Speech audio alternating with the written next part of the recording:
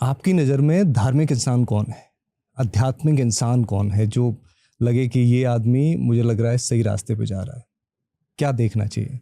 जिसने कम से कम 24 घंटे में 2 बार आत्मा की यात्रा की हो, थोड़ी देर के लिए, 5 मिनट 2 मिनट के लिए। यात्रा मतलब ध्यान?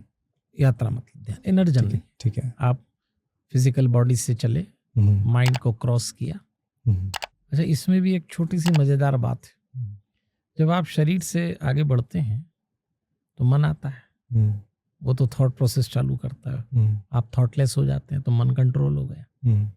फिर आपको एक महात्मा मिलता है, अच्छा, आपके अंदर। उस महात्मा का अगला चरण आत्मा है और आत्मा का अगला चरण परमात्मा है। परमात्मा तक सीधे छलांग नहीं लगती। परमात्मा, ये जो एक मूर्ति बनाई, उनके हाथ में धनुष दे दिया, राम बन गए। एक मूर्ति बनाई, उनको वंशी दे दी, कृष्ण बन गए। दुर्गा जी शेर पकड़ के लाए, माता जी बैठ गई। ये तो हमने बनाया है। किसने देखा? ट्रू, हमने बनाया और होंगे, मैं मना नहीं करता है, सही बात है, बट हमने देखा लेकिन हमने। ईश्वर शांति का एक और नाम है। हमारे शास्त्रों में लिखा है कि जब आप शांत होते हैं, जिन क्षणों में आपकी बेचैनी गिर जाती है, उन क्षणों में आपको ईश्वर मिलता है। इसीलिए हम तो कहते हैं, मेरी निजी राय है कि भगवान शांति का दूसरा नाम और रूप है। तो आप तय कर लो, बस इसका एक ही मापदंड है। अगर आप घंटी बजाते हुए, आरती उतारते हुए, तिलक लगा के मंदिर में ये सब करके शांत हो तो मिल गया भगवान। ये सब करके अशांत हो तो कुछ नहीं हुआ।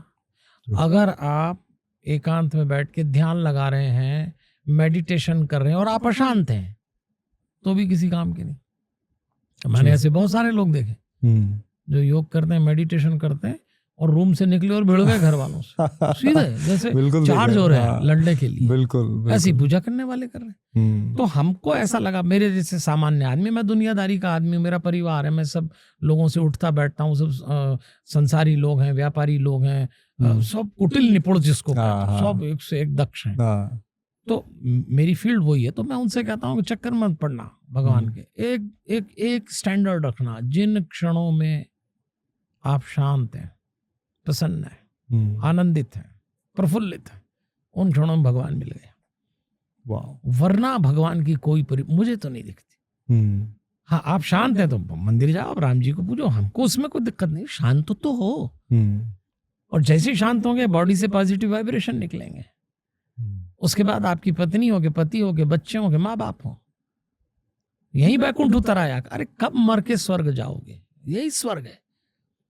नर्क यही है कि पति के शरीर से नेगेटिव वाइब्रेशन निकल रहे हैं, पत्नी के निकल रहे हैं। पति पत्नी कभी नहीं लड़ते जनाब, माँ बाप बच्चों से कभी नहीं लड़ते, बच्चे माँ बाप पे कभी गुस्सा नहीं होते। ये काम कराता है शरीर से निकलने वाले नेगेटिव वाइब्रेशन। ये पॉजिटिव हो जाए तो आदमी को क्या बैकुंठ ढूंढना।